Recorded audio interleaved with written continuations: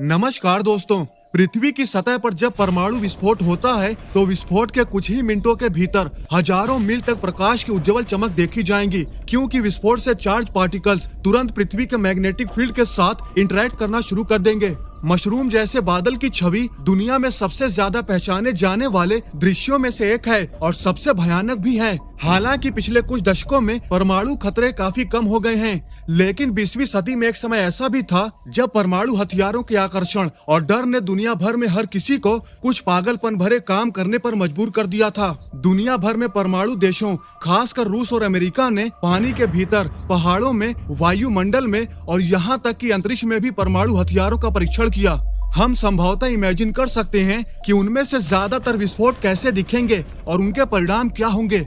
लेकिन उस अंतिम विस्फोट के बारे में क्या? अगर अंतरिक्ष में परमाणु बम फट जाए तो क्या होगा?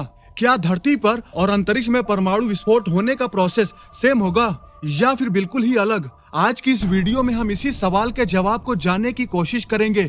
तो चलिए शुरू करते हैं। तो दोस्तों, कोल्ड वॉर के समय रशिया और अमेरिका परमाणु बमों का परीक्षण कर रहे थे और लंबी दूरी वाले परमाणु मिसाइल या परमाणु हथियार के लिए सैटेलाइट डिलीवरी सिस्टम की आशंका की वजह से सभी की निगाहें आसमान पर थीं।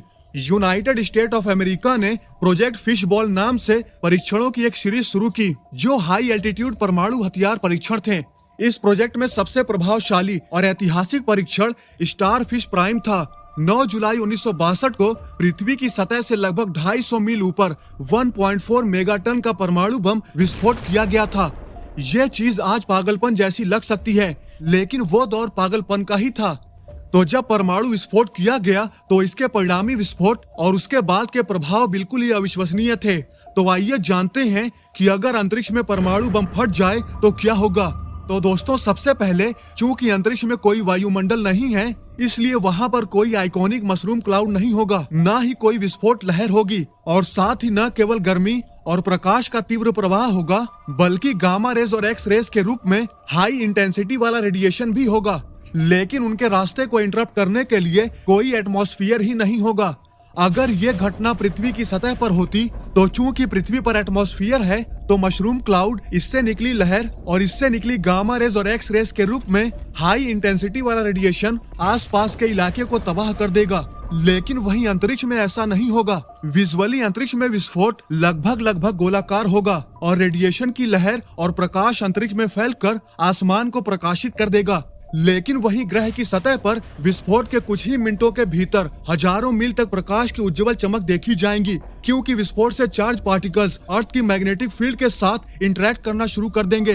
दोस्तों, ऑरोरा बोरेलिस को इमेजिन करें, जिसे आमतौर पर नॉर्दर्न लाइट्स के रूप में जाना जाता है, जो प्रशांत महासागर के ऊपर हजारों मील तक फैला हुआ है। ठीक उसी तरह प्रकाश और चार्ज पार्टिकल स्ट्रीम के वे विस्फोट भी घंटों या दिनों तक देखे जाते रहेंगे। हालांकि ये भी डिपेंड करेगा एक्सप्लोजन के साइज पर। एक बात और दोस्तों, परमाणु विस्फोट में काफी मात्रा में मलबा भी होता है, जो पृथ्वी के ऊपरी वायुमंडल में जल जाएगा और हैवी आयंस भी ग्रह के एटमॉस्फेरिक मॉलिक्यूल्स द्वारा एब्जॉर्ब कर लिए जाएंगे, जिसका मतलब है कि रेडिएशन की भारी मात्रा ग्रह के वायुमंडल में प्रवेश कर जाएगी। लेकिन दोस्तों, क्या अंतरिक्ष में परमाणु विस्फोट से कोई और अन्य प्रभाव भी होगा? तो दोस्तों, शायद पृथ्वी के वायुमंडल में गिराया जा रहे रेडिएशन की भारी मात्रा से भी अधिक चिंताजनक बात है विस्फोट के नीचे एक विशाल क्षेत्र में इलेक्ट्रोमैग्नेटिक सिग्नल्स पर डेटोनेशन के इम्पैक्ट का। इसेंशियली वे हाईली चार्ज्ड, तेजी से चलने वाले इलेक्ट्रॉन एक छोटा और अविश्वसनीय रूप से शक्तिशाली चुंबकीय क्षेत्र बनाएंगे, जिसे इलेक्ट्रोमैग्नेटिक पल्स भी कहा जाता है। आपने शायद इसे साइंस फिक्शन फिल्मों में कई बार देखा होगा। एक EMP बम किसी दिए गए क्षेत्र के भीतर सभी इलेक्ट्रॉनिक पावर को काट देता है। वहीं अगर स्टार फिश प्राइम की बात करें, जिसे अमेरिका ने अंतरिक्ष में फोड़ा था, उसके इम्पैक्ट की वजह से हवाई में सैकड़ों मील तक बिजली की कटौती, स्ट्रीट लाइट्स का खराब होना, रडार और नेविगेशन सिस्टम में डिस्ट्रप्शन और इलेक्ट्रॉनिक कम्युनिकेशन पूरी तरह से ठप हो गया था। ये हवाई के नागरिकों के लिए थोड़ा मुश्किल समय था, लेकिन इसने वैज्ञानिकों और शोधकर्ताओं को वह वास्तविक शक्ति भी दिखाई जो सिर्फ अंतरिक्ष में एक परमाणु विस्फोट के पास ही हो सकती है। यह किसी भी देश के बुनियादी ढांचे को फिजिकली नष्ट किए बिना प्रभावी ढंग से अपंग बना सकता है। अब स्टार फिश प्राइम में इस्तेमाल बम के साइज यानी 1.4 मेगाटन पर विचार करें तो दोस्तों, अब तक बनाए गए कुछ सबसे बड़े परमाणु हथियार 50 मेगाटन हाइड्रोजन बम हैं। स्टार फिश प्राइम से भी कहीं कहीं ज्यादा शक्तिशाली। इमेजिन करें कि अगर अंतरिक्ष में ऐसा कोई बम फट जाए तो आप कितने ऑरोरा देख पाएंगे। और इतने बड़े इलेक्ट्रोमैग्नेटिक पल्स से बड़े पैमाने पर तकनीकी विनाश के बारे में सोचें जो किसी भी बड़े शहर को बंद कर सकते हैं।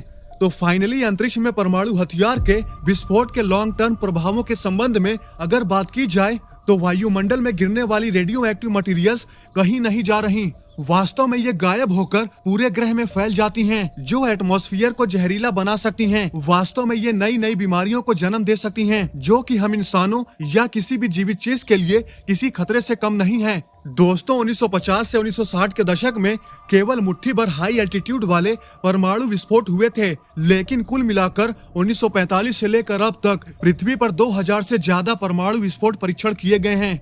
दोस्तों स्पष्ट रूप से कहा जाए तो चाहे परमाणु विस्फोट धरती पर हो या अंतरिक्ष में, परमाणु विस्फोट कभी भी अच्छी खबर नहीं होती। तो दोस्तों आज की इस वीडियो में बस इतना ही। आई होप आपको ये वीडियो जरूर पसंद आई होगी। अगर आपको ये वीडियो पसंद आई है तो लाइक और शेयर करना न भूलें, और ऐसी ही इंटरेस्टिंग वीडियो देखने के लिए हमारे चैनल को सब्सक्राइब करना तो बिल्कुल भी न भूलें। तो मिलते हैं नेक्स्ट वीडियो में। जय हिंद।